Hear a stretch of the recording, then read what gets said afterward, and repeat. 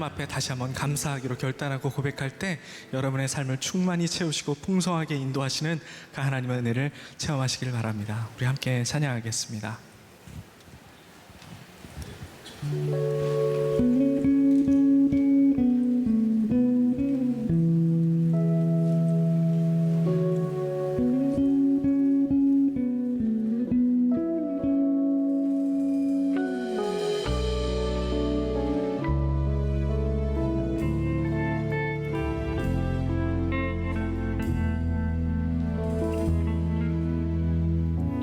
감사하신 하나님, 에베네셀 하나님, 살아계신 하나님, 에베네셀 하나님, 여기까지 인도하셨네. 감사하신 하나님, 여기까지 인도하셨네. 살아계신 하나님, 감사하신 하나님, 에베네셀 하나님,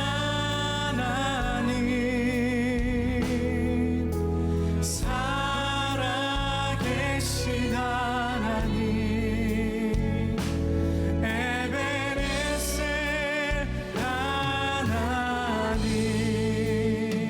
감사하신 하나님, 감사하신 하나님, 에베네셀 하나님, 에베네셀 하나님, 살아계신 하나님, 살아계신 하나님, 에베네셀 하나님, 장래에도 인도하시리, 장래에도 인도하시리, 감사하신 하나님, 장래에도 인도하시리, 장래에도 인도하시리, 살아계신 하나님, 감사하신 하나님, 에베네셀 하나님, 살아계신 하나님, 에베네셀 하나님,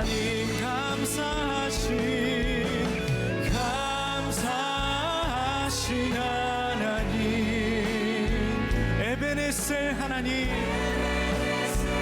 단 한순간도 우리를 놓지 않으시며 실수와 거짓이 없으신 주님을 우리가 신뢰함으로서는 이 주일이 되게 하여 주옵소서.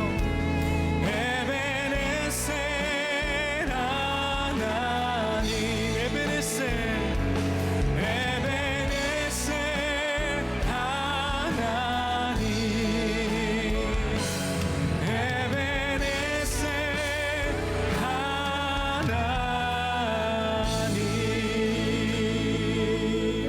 확신하기 어렵고 힘든 순간조차 주님은 임마누엘 우리와 함께 하시는 줄로 믿습니다. 그 믿음을 가지고 일어나셔서 함께 고백하며 주님의 보좌 앞에 서시겠습니다.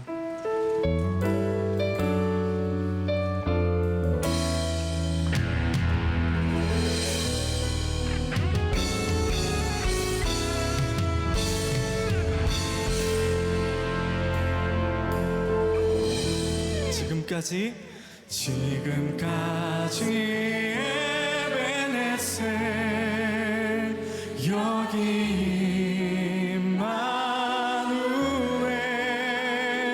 앞으로 여호와 이레, 나의 가는 길 함께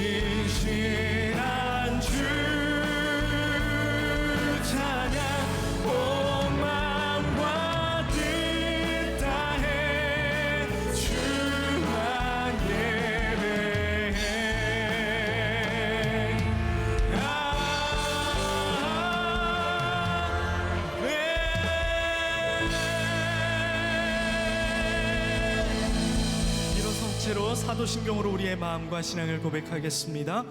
나는 전능하신 아버지 하나님 천지의 창조주를 믿습니다. 나는 그의 유일하신 아들 우리 주 예수 그리스도를 믿습니다. 그는 성령으로 잉태되어 동정녀 마리아에게서 나시고 본디오 빌라도에게 고난을 받아 십자가에 못 박혀 죽으시고 장사된 지 사흘 만에 죽은 자 가운데서 다시 살아나셨으며 하늘에 오르시어 전능하신 아버지 하나님 우편에 앉아 계시다가 거기로부터 살아있는 자와 죽은 자를 심판하러 오십니다. 나는 성령을 믿으며 거룩한 공교회와 성도의 교제와 죄를 용서받는 것과 몸의 부활과 영생을 믿습니다. 아멘. 다 자리에 앉으시겠습니다.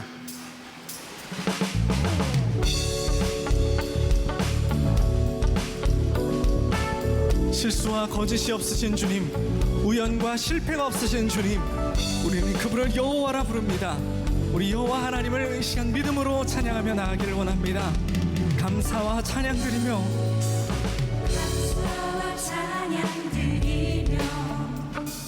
주 앞에 나가세 그리고 광대하신 주 이름 그의 성소에서 주를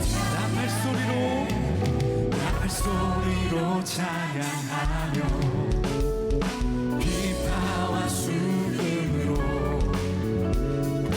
호흡이 있는 모든 자마다 온 마음 다해 주를 높이세. 주의 선하심 인자하심이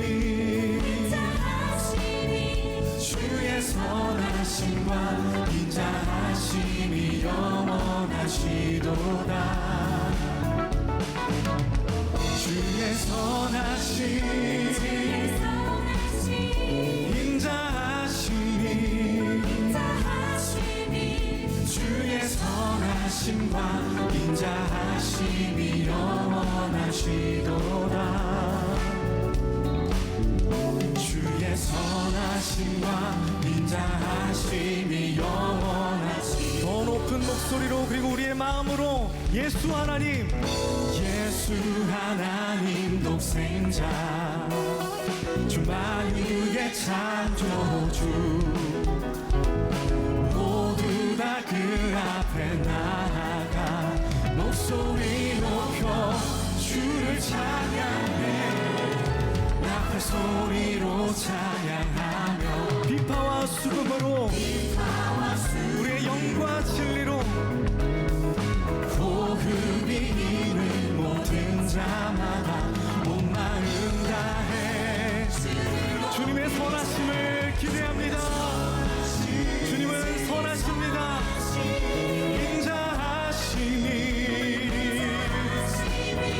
주의 선하심과 인자하심이 영원하시도다. 주의 선하심 상한 갈대를 꺾지 않으시고 꺼져가는 등불을 끄지 않으시는 주님의 분명한 이유를 우리가 보게 하여 주시옵소서. 영원하시. 다시 한번 주의 선하심 주의 선하심 인자하심이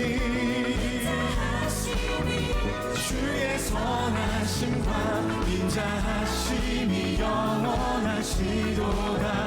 주의 선하심 주의 선하심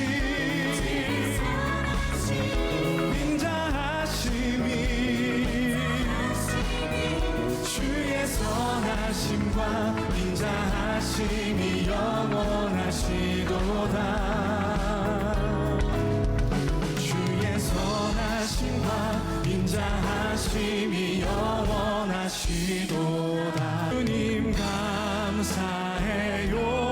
주님 감사해요. 내가 여기까지 온 것도 은혜입니다. 주님 모든 상실한 마음 위에 주님의 위로로 덮어주시고 여전히 하나님이 선하시고 인자하심을 고백하는 예배가 되게 하여 주시옵소서. 주님을 향한 신뢰를 담아 우리 여섯 임하소서 임하소서 주님 이곳에 우리 두 손을 높이 들고 찬양해 볼까요? 그 은혜로 채우소서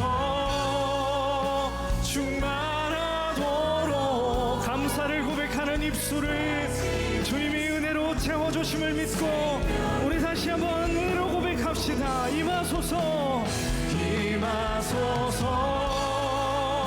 주님 이곳에 내리소서 그 신 은혜로 채우소서 충만하도록 우리의 삶이 주님의 뜻과 섭리를 이해하는 날이 반드시 오도록 붙들어 주시옵소서. 임하소서 임하소서 주님 이곳에 내리소서 그 신 은혜로 채우소서 충만하도록 다시 내 삶 생명누리 다시 내 삶 다시 내 삶 생명 누리도록 다시 내 삶 다시 내 삶 생명 누리도록 우리 주님을 신뢰하시는 분들은 우리 영광의 박수로 주님께 감사의 박수로 나아가길 원합니다. 우리는 주님을 배반할지라도 주님은 우리를 배반하지 않으십니다. 우리는 주님을 떠날지라도 주님은 우리를 떠나시지 않습니다. 하나님 상반기를 겪으며 이해하기 어려운 상황 가운데 감사가 차마 입 밖으로 나오지 않는 많은 성도들의 상황과 환경 가운데 주님의 손길과 섭리하심이 있었음을 믿습니다. 주님 우리 믿음으로 고백합니다. 견디기 힘든 오늘을 살아갈지라도 감사를 고백하는 자의 입술 위에 임하시고 채우시고 덮으시는 주님의 충만하심이 있게 하여 주시옵소서. 우리의 삶이 생명이 가득하다라고 고백할 은혜의 날들이 있게 하여 주시고 해석과 하나님 모든 것을 주께 맡겨드릴 때 하나님께서 우리의 삶을 인도하심을 경험케 하여 주시옵소서. 우리의 삶의 우연과 실수가 결코 없으시니 주님 당신의 백성을 도우시고 힘주시는 주님의 말씀에 귀 기울이는 오늘이 되게 하여 주시옵소서. 우리의 길이 되어주시는 예수 그리스도의 존귀하신 이름으로 기도드립니다. 아멘. 주께 기도드리오니 우리 기도를 들어주시고 주께 구하는 모든 소망 들어주소서. 주께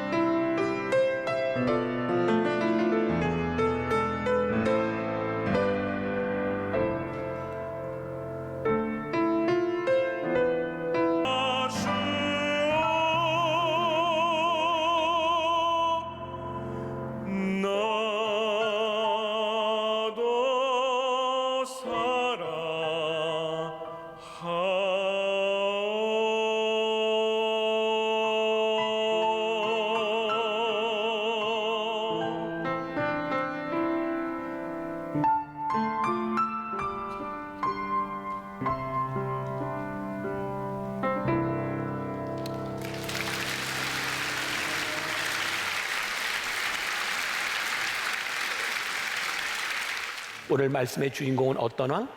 므낫세. 므낫세는 굉장히 특별한 사람이죠. 12살의 왕이 돼서 유다를 55년 동안 최장기 통치한 사람입니다. 유다의 왕 중에 가장 악한 왕 하나를 뽑으라면 누굴까요? 므낫세입니다. 오늘 우리는 제일 악한 왕에 대한 이야기를 나누게 됩니다. 통일왕국 시대 왕 셋 이야기했죠. 사울, 다윗, 솔로몬, 그리고 북이스라엘의 여로보암으로부터 시작해서 몇 사람이 이야기를 했어요. 오늘은 남유다의 왕, 남유다의 첫 번째 왕 기억하시나요? 이름? 르호보암. 그 다음에 누구였더라? 여호사밧. 그 다음에 누구였더라? 요시야. 그 다음에 누구였더라? 히스기야. 그 다음에 누구였더라? 므낫세. 전 여러분들에게 스트레스 주기 싫어요. 그래서 제가 다 이야기했어요. 근데 오늘 이 므낫세는 굉장히 독특한 사람이다. 자, 모든 왕들은 성공을 했다가 교만해지거나 실패했던 이야기들을 하고 있는데 이 므낫세는 진짜 특별합니다. 아예 처음부터 악한 왕입니다. 기억하기 좋죠? 처음부터 악한 왕. 자, 우리는 교만해서 쓰러지는 많은 사람들을 보았습니다. 교만은 뭘까? 저는 이렇게 한번 생각을 해봤어요. 스스로를 정의하게 되면 교만해지는 것이다. 그러니까 우리들이 인생을 살아가면서 나는 이런 사람이야, 나를 딱 정의하는 순간 사실은 그게 교만인 것 같아요. 우리가 늘 하나님 앞에서 내가 어떤 존재인지, 하나님 제가 어떤 사람입니까?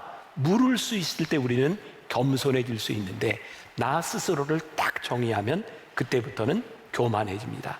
제가 이 말씀을 처음 여러분들과 나누던 게 12년 전입니다.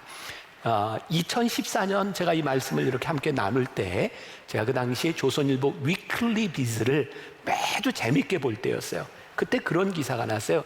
닌텐도에 대한 기사가 났는데 닌텐도가 그 당시에 혁신이 필요한 기업이다 이렇게 나왔었는데 닌텐도 하면 여러분 생각나는 게 뭔가요? 게임기. 닌텐도가 2억 개 이상의 게임기를 판 아주 성공적인 기업입니다. 그런데 닌텐도는 본인들 스스로 자기를 어떻게 정의했냐면 우리는 게임기를 잘 만드는 회사. 그래서 그 당시에 모바일 게임들이 나오기 시작할 때 모바일로 들어가지 않습니다. 그래서 닌텐도가 위기에 처하게 되죠. 그래서 혁신이 필요하다. 제가 그때 그 기사를 굉장히 의미 있게 보았던 기억이 나요. 그렇구나. 어느 날부터인가 내 속에 있는 자랑, 교만으로 인해서 나는 이런 사람이야 라고 생각하는 순간 우리는 교만해질 수도 있겠구나. 하나님을 몰라서 교만한 사람이 있고요. 또 하나님께서 우리들에게 주신 축복을 축복이라고 생각하지 않고 자기가 딱 정의한 그 순간부터 교만해지기도 합니다. 자, 이 므낫세가 누구의 아들이라고 이야기를 했죠? 히스기야의 아들이라고 이야기를 했습니다. 이제 어제 이야기하고 이렇게 연결이 돼요. 히스기야가 중병에 들었을 때 그가 하나님께 기도하고 몇 년 생명의 연장을 받았죠? 15년. 자, 여기서 이제 상상력이 우리들에게 필요합니다. 생명을 연장받고 3년 후에 므낫세가 태어납니다. 그러면 이때 히스기야의 상태는 영적으로 충만한 상태였을까요? 영적으로 교만한 상태였을까요? 성경에는 정확하게 구분이 나와 있지 않습니다. 그런데 지난주 말씀에 이렇게 비교해서 보면 히스기야가 생명을 연장받고 난 이후에 바벨론에서 사신들이 왔을 때 하나님을 간증한 것이 아니라 그의 물건들, 궁정을 자랑했다. 근데 그때가 요때였는지 아니면 므낫세를 낳았을 때 아직은 히스기야가 영적으로 충만한 시기였는지 모르지만 3년 후에 므낫세를 낳았는데 므낫세가 영적으로 올바른 교육을 받지 못한 것만은 확실합니다. 12살이 되어 그가 왕이 되었을 때 그는 처음부터 악한 일을 하게 되고 그 아버지가 행했던 모든 종교개혁들을 다 뒤덮는 일을 합니다. 심지어 하나님께서 가장 간악하게 생각하는 금하셨던 인신제사, 자식을 제물로 드리는 제사를 므낫세가 부활하는데 자기 아들 왕자를 인신제사로 드리는 일까지 했으니 이 사람이 얼마나 간악한 일을 행했는지 몰라요. 자, 그래서 성경은 이 부분도 제가 지난번 예배와 토요일 예배 때 물어보니까 너무 스트레스를 받아서 제가 그냥 안 묻고 그냥 제가 대답을 하는 게 좋겠다는 생각이 들었어요. 제가 처음 이 시리즈를 할 때 왕들의 이야기는 두 가지 성경에서 기록을 하고 있는데 하나는 열왕기고 하나는 역대기다. 요 차이가 뭔지 아느냐 물었더니 너무 스트레스를 받더라고요. 이 차이가 뭔지 아시는지 안 물어볼게요. 자, 열왕기는 열왕기, 영어로 킹스라고 되어 있는데 말 그대로 북이스라엘과 남유다 왕들의 킹스, 열왕기를 이야기하는데 소위 말하면 우리나라식으로 하면 정사입니다. 정사. 그러니까 연대기적으로 왕들의 이야기를 그대로 역사가가 서술을 하고 있는 거예요. 근데 여기와 동일한 왕들의 이야기가 역대기에 나옵니다. 그래서 이걸 좀 신학적으로 이야기하면 평행본문이다 이렇게 이야기를 해서 다윗에 대한 이야기를 열왕기에서 보는 것하고 역대기에서 보는 것하고 조금 신학적으로 차이가 있어요. 므낫세 역시 열왕기에서 이야기하는 것과 역대기에서 이야기하는 것이 조금 달라요. 이게 오늘 흥미의 포인트입니다. 역대기는 주로 유다의 왕들의 입장에서 다윗을 통해서 예수님의 족보가 쭉 흘러가는 유다 중심적 사관을 가지고 역사를 기록하고 있는 거예요. 여기까지 오케이? 자, 그러면 열왕기에서 객관적으로 이 므낫세를 어떻게 기록하고 있는가? 열왕기하 21장 11절과 16절을 같이 봉독해 보겠습니다. 자, 시작. 유다 왕 므낫세가 이 가증한 일과 악을 행함이 그 전에 있던 아모리 사람들의 행위보다 더욱 심하였고 또 그 우상으로 유다를 범죄하게 하였도다. 므낫세가 유다에게 범죄하게 하여 여호와께서 보시기에 악을 행한 것 외에도 또 무죄한 자의 피를 심히 많이 흘려 예루살렘 이 끝에서 저 끝까지 가득하게 하였더라. 이런 사람이었다는 거예요. 오늘은 제가 이제 역사 이야기를 주로 하기 때문에 조금 지루하고 이렇게 좀 졸릴 수도 있어서 제가 설교를 하다가 이쪽을 바라보면 이쪽에 조는 사람이 좀 있는 거고 가운데를 바라보면 여기에 조금 문제가 있는 거고 이쪽을 향하게 되면 이제 이쪽에 조금 문제가 있는 거예요. 네, 자 그러니까 이제 괜히 얘기했나 보다. 자, 왜 하나님은 이 우상 숭배에 대해서 그렇게 무섭게 얘기하셨을까요? 자, 이거 굉장히 중요한 포인트 중에 하나인데 우상 숭배라고 하는 것은 어떤 우상이라고 하는 형식에 대한 문제보다는 우상의 내용에 대하여 하나님께서 무섭게 질책하고 있는 것을 보게 됩니다. 우상 숭배를 하는 인간들의 마음은 어떤 생각일까요? 저는 굉장히 이기적인 생각에서부터 우상 숭배를 하고 있다고 생각을 해요. 우상을 숭배하는 사람은 절대로 헌신하지 않습니다. 그래서 성경은 끊임없이 우리들에게 이야기하는데 단순히 이방신을 섬기는 것만이 우상 숭배가 아니라 너희들이 하나님의 형상을 만들어 놓고 너희들이 원하는 것을 빌 때 그것도 우상 숭배라고 말씀하고 있는 거예요. 무서운 얘기죠. 우리가 오늘 하나님을 예배하겠다고 이 자리에 나와 있는데 오늘 우리의 예배의 형식이 잘못되면 어떻게 해요? 우리가 우상 숭배하듯이 오늘 예배를 드릴 수도 있다는 것을 성경이 명확하게 이야기해 주고 있는 거예요. 조금 지나친 예가 될지 모르지만 한번 적용을 해봅시다. 여러분들이 처음 예수를 믿을 때 어떻게 전도를 받으셨나요? 혹은 여러분들 중에 누구를 전도하고 있다면 지금 여러분들은 어떤 말로 전도하고 있나요? 제일 많이 들은 게 이런 게 아니에요. 예수 믿으세요. 복 받아요. 예수 믿으면 사업도 잘 되고요. 자식도 잘 되고요. 문제를 해결해 주세요. 그런가 하면 여러분들이 누군가에게 똑같이 이야기했을 거예요. 예수 믿으면 잘 됩니다. 축복받습니다. 틀린 말 아닙니다. 예수를 믿는데 우리들이 왜 잘못됩니까? 그리고 하나님께서 하나님의 자녀들이 이 땅 위에서 복된 삶을 살아가는 것을 왜 싫어하시겠습니까? 그러나 우리들이 예수를 믿는 목적이 여기에 있다면 우리는 우상을 숭배하는 자와 진배 없어요. 우리가 예수를 믿고 축복을 받는 것도 중요하지만 더욱 중요한 것은 우리들이 하나님을 믿으며 하나님의 사람으로 어떻게 하나님의 길을 가고 하나님의 길을 갈 때 우리들이 기꺼이 헌신해야 되는 순간들이 있을 때 우리들이 어떻게 헌신하며 가는가, 여기까지 나아가지 않는다면 우리의 신앙은 반쪽짜리 우상숭배가 될 수도 있어요. 그러다 보니까 우리는 기도할 때도 축복에 대한 기도를 할 때, 제가 이제 새아기 축복을 하는데 제가 오늘 그렇게 기도하지 않았지만 어떤 아들한테 하나님 이 아이에게 아브라함과 같은 축복이 임하게 해주세요. 그러면 아멘 이렇게 받겠죠. 또 야곱과 같은, 요셉과 같은, 다니엘과 같은. 왜요? 우리는 그들이 정말 잘 됐다고 하는 걸 알아요.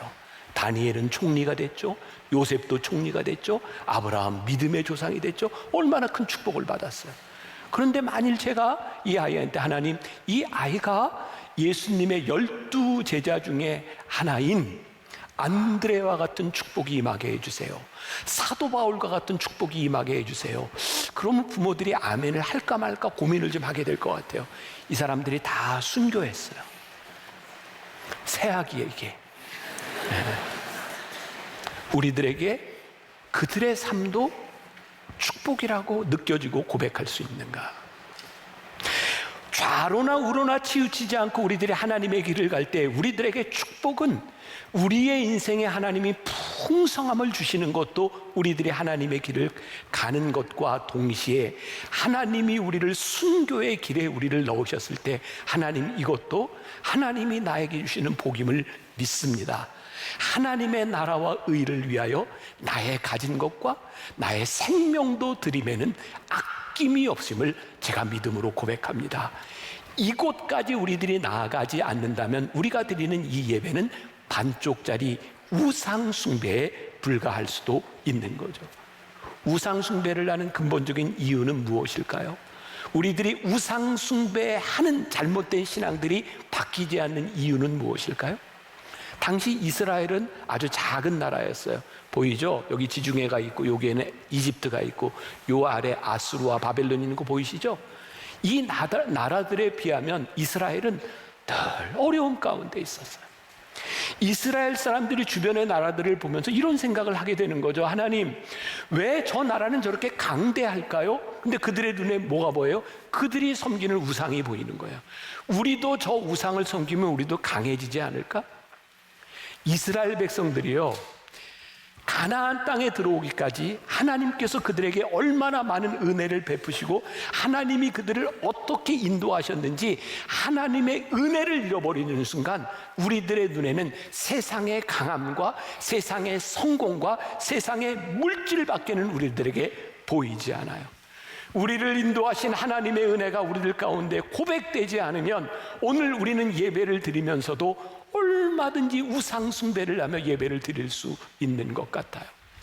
저는 요즘 부쩍 그런 생각을 해요. 하나님, 우리가 하나님을 믿는다는 이 진짜 믿음, 우리가 하나님을 믿는다고 하는 본질적인 이 믿음은 어디에 근거하는 것일까요? 우리들이 원하는 것에 근거하는 것이 아니라 하나님이 우리를 이끌어 가시는 우리의 인생에 대한 고백이 우리들에게 있는가? 제가 소제목을 이번에 이렇게 잡았어요. 내가 너를 아직도 사랑해. 그래서 하나님의 징계가 너에게 있는 거야. 역사적인 서술로만 보면 열왕기서는 그가 잘못했던 것만을 기억하고 있는데 역대기에는 우리가 읽은 말씀 가운데는 므낫세 때 일어났던 환난으로 인하여 하나님이 그를 징계하셨는데 그 징계 가운데 하나님의 사랑이 있었다는 것을 말씀해 주고 있어요. 오늘 우리가 말씀을 들으면서 이 말씀은 우리들의 삶에 적용이 돼야 되잖아요. 여러분들이 생각해야 될 게 뭘까요? 혹시 여러분들의 삶의 환난은 여러분들에게 무엇을 이야기하고 있는가를 생각해 보아라. 자, 오늘 본문 말씀 12절과 13절, 지금까지 제가 이야기한 것을 마음에 담고 우리 같이 한번 봉독해 봅니다. 12절 13절 시작. 그가 환난을 당하여 그의 하나님 여호와께 간구하고 그의 조상들의 하나님 앞에 크게 겸손하여 기도하였으므로 하나님이 그의 기도를 받으시며 그의 간구를 들으시사 그가 예루살렘에 돌아와서 다시 왕위에 앉게 하심에 므낫세가 그제서야 여호와께서 하나님이신 줄을 알았더라. 12절이 이렇게 시작하죠. 그가 환난을 당하여 그랬는데 13절 마지막에 보니까 그제서야 여호와께서 하나님이신 줄을 알았더라. 지금 므낫세에게 환난이 축복이에요, 저주예요? 그 환난이 축복이었다. 환난을 당하여 므낫세가 매를 맞았어요. 자, 매를 맞는 순간 므낫세는 뭘 느꼈을까요? 여기 앞에 있는 젊게 생긴 부부? 진짜 부부죠?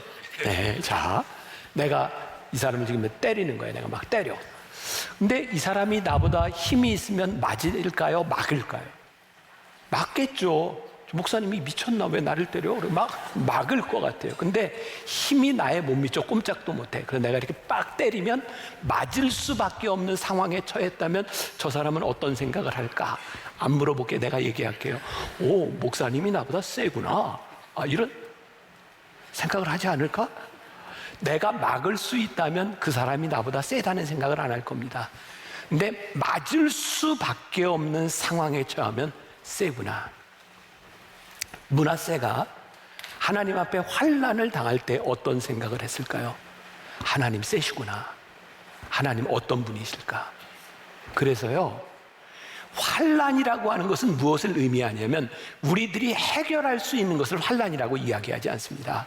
우리들이 해결할 수 없는 일들이 우리의 인생에 찾아올 때 우리는 그것을 환난이라고 이야기하고, 환난을 당할 때에 비로소 우리보다 세신 분이 있구나라는 것을 기억하게 되죠. 그리고 오늘 말씀은 뭐라고 이야기하냐면 여호와께서 아수르 왕의 군대 지휘관들이 와서 치게 하시매. 아수르의 왕들이 와서 쳤는데 그게 하나님께서 시키신 일이라고 말씀하고 있는 거예요. 하나님께서 징계하신 일이라고 말씀하고 있는 거예요. 왜? 내가 너를 포기할 수 없어서, 내가 너를 아직도 사랑하기 때문에 내가 너를 징계함으로 네가 나에게 돌아오도록. 하나님은 오늘 이 징계와 환난을 심판으로 주시는 것이 아니라 하나님의 은혜 가운데 우리들에게 주시고 있다. 이 말씀이 얼마나 귀한지 몰라요. 하나님, 저는 환난 가운데서 너무너무 힘든데 하나님 저보다 크신 분이시군요. 하나님이 저에게 환난을 주신 이유가 나로 하여금 포기할 수 없어서 나를 포기하지 못하시는 하나님의 사랑이 나를 붙들고 있군요. 그래서 환난을 이렇게 정의하게 되는 거죠. 하나님의 개입이다. 하나님이 내 인생에 개입하시는 것이다. 하나님이 개입하시면 하나님이 일하신다. 우리가 너무나 잘 아는 이야기, 이스라엘 백성들이 애굽에서 애굽에서 나오잖아요. 이스라엘 백성들이 이 에집트에서 지중해를 타고 이렇게 올라가면 일주일이면 걸어갈 수 있는 그 길을 하나님은 이스라엘 백성들을 순전하게 인도하신 게 아니라 환난 가운데 인도하셨어요. 시나이 반도가 있는 거기에 홍해를 건너게 하신 거예요. 참 흥미로운 일이잖아요. 하나님께서 이스라엘 백성들을 환난 가운데 홍해에 갖다 놓으심으로 인하여 어떤 개입이 일어났어요? 홍해를 건너는 하나님의 개입이 일어나요. 홍해를 건너서 3일 길을 걸어가요. 그들이 준비했던 모든 물들이 다 떨어졌어요. 불평을 하고 있을 때 그들이 물을 만나요. 어떤 물 만났어요? 마라의 쓴물. 환난이에요. 이 쓴물을 우리들이 어떻게 하라는 거예요? 근데 하나님께서 마라의 쓴물을 단물로 바꾸어 주셨어요. 우리 인생의 환난에 하나님이 개입하시면 하나님이 우리를 위해 일하신다는 것을, 하나님을 우리들이 깨닫게 돼요. 제가 이렇게 하는 말이 어떤 분들에게는 되게 지금 기분 나쁠 수, 하나님 왜 꼭 그렇게 깨닫게 해주세요? 저 환난 없이 깨닫게 해주시지. 그런데 환난은 뭐다? 하나님의 개입이다. 저는 광수생각 만화를 참 좋아합니다. 그때 제가 읽었던 만화의 내용 조금 소개할게요. 만화가 박광수 씨는 종종 강연을 합니다. 그때마다 사람들이 묻는답니다. 창의적인 사람이 되기 위해서는 어떤 행동을 해야 하죠? 그때마다 박광수 씨가 이런 대답을 한답니다. 사랑하는 사람과의 약속 혹은 중요한 약속에 늦으세요. 그러면 창의적이 됩니다. 변명하느라, 거짓말을 만들어내느라 창의적이 됩니다. 이 말이 이렇게 딱 맞는지 모르지만 여러분들의 인생에 고난을 만나잖아요.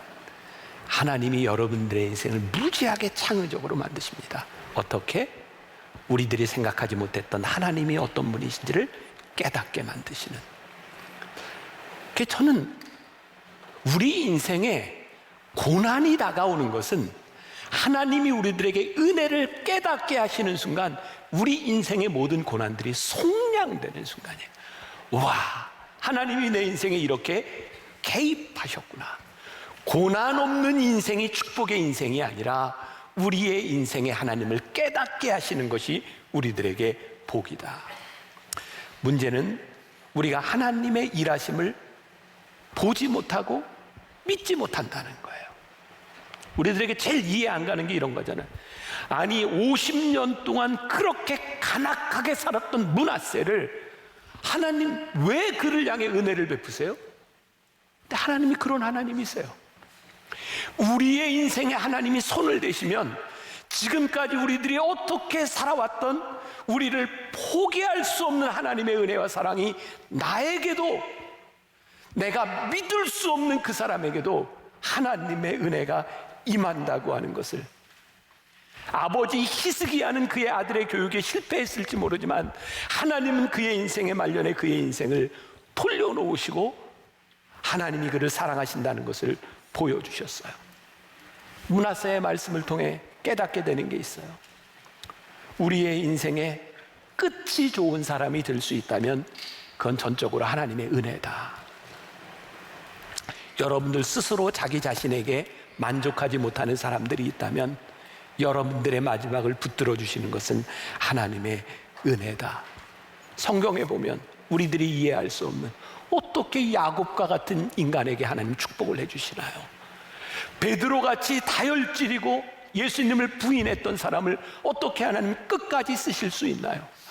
예수 믿는 사람들을 잡아 죽이려고 다메섹을 향해 갔던 사울을 바꾸어서 바울로 만드시는 것은 전적인 하나님의 은혜가 아니고는 해석할 수 없는 일이라고 하는 것을, 혹시 지금 여기 있는 여러분들 중에 속절없이 여러분들의 자존심이 꺾이는 사람이 있을지 몰라요.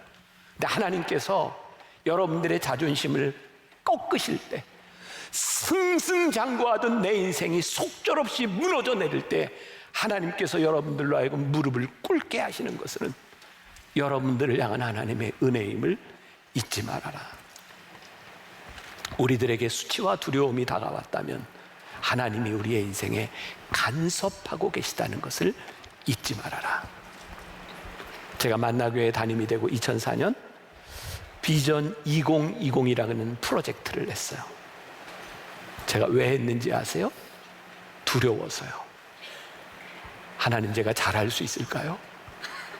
진짜 잘하고 싶어서 하나님 앞에 무릎을 꿇었어요. 10년이 지난 2015년 M비전 프로젝트를 했어요. 왜 했는지 아세요? 그때는 뭐든지 되더라고요. 그래서 두려웠어요. 하나님, 제 맘대로 하지 않도록 저를 도와주세요. 그리고 무릎을 꿇었어요. 어쩌면 딱 10년이 지난 2025년 8월에 변화산 새벽기도를 인도하며 제가 이 원고를 쓰고 있었어요. 그렇게 지금 써져 있어요. 2025년 제가 무슨 생각했는지 아세요? 하나님, 저 열심히 했고요. 이제는 은퇴를 준비하는데 제가 잘 준비할게요. 근데 그때 하나님이 저에게 두려운 마음 주셨어요. 잘 준비한다고? 네가 뭘 잘 준비하는데? 끝까지 열심히 해. 여러분들 눈에 보이세요? 안 보이세요? 제가 요즘 무지하게 열심히인 거 잘 안 보이세요? 제가 초창기 처음 만나교회 목회할 때 그 마음으로 지금 너무 열심히 해요. 왠지 아세요? 하나님이 저에게 두려운 마음 주셔서 그래요. 하나님, 도와주세요. 저는 여러분들의 인생에 여러분들의 신앙에 두려움이 떠나지 않기를 바랍니다. 내가 잘 될 때에도 그 두려움이 살아있고, 여러분들의 인생의 환난을 지날 때에도 그때에도 여러분들에게 두려움이 떠나지 않고, 우리들에게 가장 큰 축복이 뭘까요? 처음도 좋았는데 끝까지 우리들이 하나님 앞에 우리의 신앙을 지켜낼 수 있는 사람이 되는 것, 그게 우리들에게 큰 축복이 아닐까. 므낫세를 바라보면서 그런 두려움이 있는 거예요. 하나님, 그의 아버지가 세워놨던 그 부강했던 나라, 그 나라를 다 말아먹어버린 므낫세, 그 교만은 아니었을까? 아무리 우리가 성공적인 인생을 사는 것 같아도 끝까지 하나님 앞에 이 믿음을 지켜내지 못하면 우리는 하나님 앞에 버림받을 수도 있고, 우리가 하나님 앞에 간악하게 살았다 할지라도 하나님께서 우리를 포기하지 않으신다면 하나님께서 오늘 우리를 붙들어 쓰실 수 있다는 것도 우리들이 믿어야 할 것 같아요. 므낫세가 회개하고 하나님께 돌아왔다고 해서 그의 평가가 달라지지 않았어요. 역대하 33장 19절에 보니까 므낫세에 대해서 이렇게 얘기해요. 또 그의 기도와 그의 기도를 들으신 것과 그의 모든 죄와 허물과 겸손하기 전에 산당을 세운 것과 아세라 목상 우상을 새긴 곳들이 다 호세의 사기에 기록되었더라. 과거는 지워지지 않습니다. 그러나 하나님이 그 과거에도 불구하고 므낫세를 사랑하셨다는 사실이 존재할 뿐입니다. 므낫세가 하나님 앞에 무릎을 꿇었어요. 그가 잘못된 인생에 교만이 깨어지고 하나님 앞에 돌아오는 하나님의 은혜 앞에 무릎을 꿇었어요. 오늘 제가 여러분들에게 딱 한 가지 부탁합니다. 하나님 앞에 무릎을 꿇으세요. 작년이네요. 여러분들은 잘 모를지 모르지만 제가 청년부 예배 때 청년부 아이들 앞에 제가 무릎을 꿇었어요. 이렇게 무릎을 꿇고 많이 울었어요. 무릎을 꿇었던 이유는 청년들한테 미안한 마음이 있었어요. 혹시라도 우리 청년부 너무 잘 되는데 목회자들, 저를 포함해서 목회자들의 실수로 인하여 상처를 받았거나, 그리고 목회자에게 상처를 받은 것 때문에 교회를 떠나간 청년들이 있으면 어떡하나. 떠나간 아이들에게 사죄할 방법이 없었어요. 그래서 무릎을 꿇었어요. 하나님 죄송하고 우리 아이들한테 미안하고. 그때 제가 고민을 많이 했어요. 제가 진짜 미안한데 무릎을 꿇는 게 쉽지를 않았어요. 근데 하나님께서 저에게 그 마음을 주시더라고요. 무릎을 꿇어라. 그리고 아무 영문도 모르는 우리 청년들이 막 울기 시작했어요. 목사님 왜 그러세요? 근데 내가 진짜 너희들한테 미안해. 근데 제가 그때 1년여가 이렇게 지나갔지. 너무 감사한 게 무릎을 꿇을 수 있는 용기를 주신 게 너무 감사했어요. 만나교회 여러분들은 잘 이제 모르세요. 저는 저희 아버지를 목회자로서 참 존경해요. 저희 아버지, 돌아가신 아버지. 20년이 지나갔는데 만나교회에 이렇게 성전을 짓고 교회가 이제 부흥하고 하면서 사람들은 다 그런 것 같아요. 마지막에 저도 이제 마지막에 어떻게 될지 모르겠지만 명예욕도 생기고, 저희 아버님은 진짜 좋은 목회자셨는데 마지막에 그런 명예욕이 좀 생기셨어요. 그래서 저희 감리교단이 꽤 큰 교단, 7천 교회 되니까 거기에 수장을 뽑는 게 감독회장이에요. 그때 전혀 교단 정치를 안 하실 것 같았던 저희 아버님이 마지막에 그 감독회장 선거에 나가게 되고, 그리고 최종적으로 선거를 안 해도 될 수 있도록 단독 후보가 됐어요. 그냥 되는 거예요. 근데 선거 열흘을 남겨놓고 저희 아버님이 뇌경색으로 쓰러지셨어요. 중환자실에 계시는데 그 그 선거를 돕던 목사님들이 찾아와서 제가 아들이니까 있는데 저한테 이렇게 얘기를 하더라고요. 목사님 휠체어 타고 선거하는데 나오기만 하면 됩니다. 그러니까 휠체어를 타고 나오세요. 근데 그날 제가 뭘 봤는지 아세요? 제가 중환자실에 들어갔는데 저희 아버지가 중환자실 침대 밑에 내려와 이렇게 무릎을 꿇고 기도하고 계시더라고요. 그리고 저에게 이렇게 얘기하셨어요. 김 목사, 하나님이 기뻐하시지 않는다. 여기서 그만두자. 그리고 2년 더 사시다 돌아가셨어요. 여기에는 우리 아버지를 기억하지 못하는 분들이 많이 있어요. 이렇게 얘기하면 불효자라고 이야기할지 모르는데 저는 저희 아버지가 그렇게 일찍 돌아가신 게 너무 감사해요. 왜냐하면 우리 교인들의 마음 가운데 좋은 목회자로 기억될 수 있는 거, 그건 너무 감사하고, 그리고 그때 중환자실 그 차가운 바닥에 무릎을 꿇고 이거 하나님이 원하시지 않나 보다 라고 포기하셨던 우리 아버지의 모습이 저에겐 너무 감사하게 느껴져요. 우리가 몇 살을 살지 몰라요. 얼마나 살지 몰라요.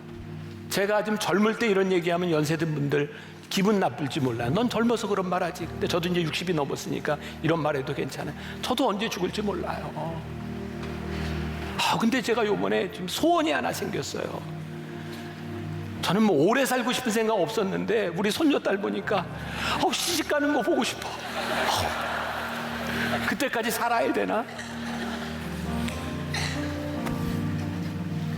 하나님, 우리들에게 주어진 인생이 얼마나 사느냐에 있는 것이 아니라 하나님 앞에 끝까지, 또 오늘 우리가 하나님 앞에 무릎 꿇어야 되는 그 순간이 있다면 용기 있게 무릎을 꿇고 하나님 도와주세요.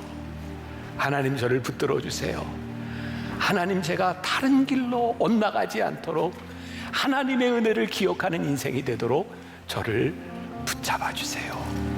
오늘 하나님 앞에 여러분들의 영혼이, 여러분들의 삶이 무릎을 꿇는, 하나님이 오늘 내 인생에 개입하셔서 그 믿음의 고백이 있는 여러분들이 되시기를 주님의 이름으로 간절히 축원합니다.